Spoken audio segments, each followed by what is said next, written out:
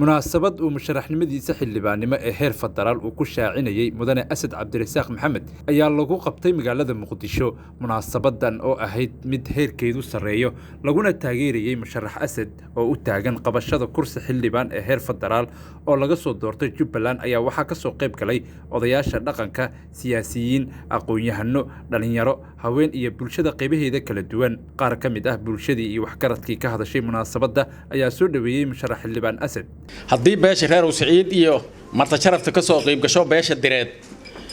inay nala soo dhaweeyaan musharaxan barakaysan oo meesha fadhiyo ilaahay idimkiis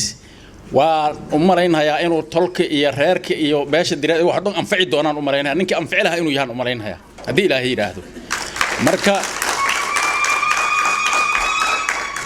sidaas daraadeed walaalayaal waa inaan soo dhaweynaa musharaxnimadiisii taag iyo tabar waxaan leenahay aan ku bixinaa الله أسهله سيد قلبي أسروني هاي الله أسهله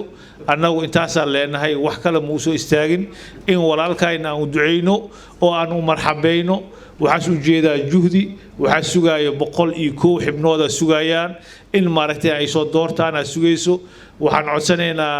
ولالها إنت أو سعيد إن إنك نتصانع وملك إن هذا يسمينه ولالك إن ونتصين إن أقول له واي حكينا نعد كهسيان بقول يكود نوضو مجلنا وحن كعد صنايا حش الصوماليين مالينتي لقرايا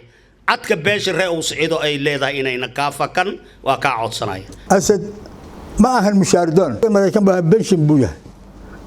سقفي عمو كرب مشار بدن حلوان وهستا مركان ويدنا وحيري وحان ربا إن أنطلكي صومالي وين dhabahay ka dhuntay 30 sano lumansanahay inaan qayb ka qaato si ugu soo dhicilaa dhabaataysan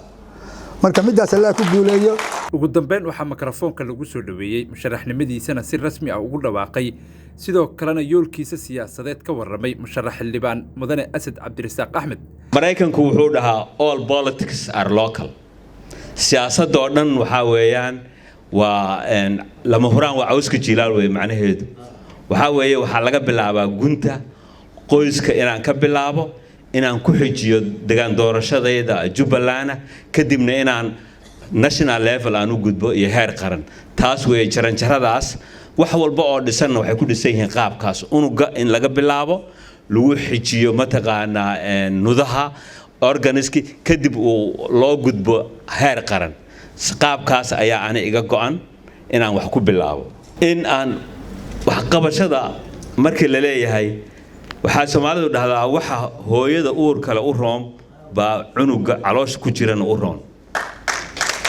Abdullahi Maxamed Jubbaland TV Muqdisho.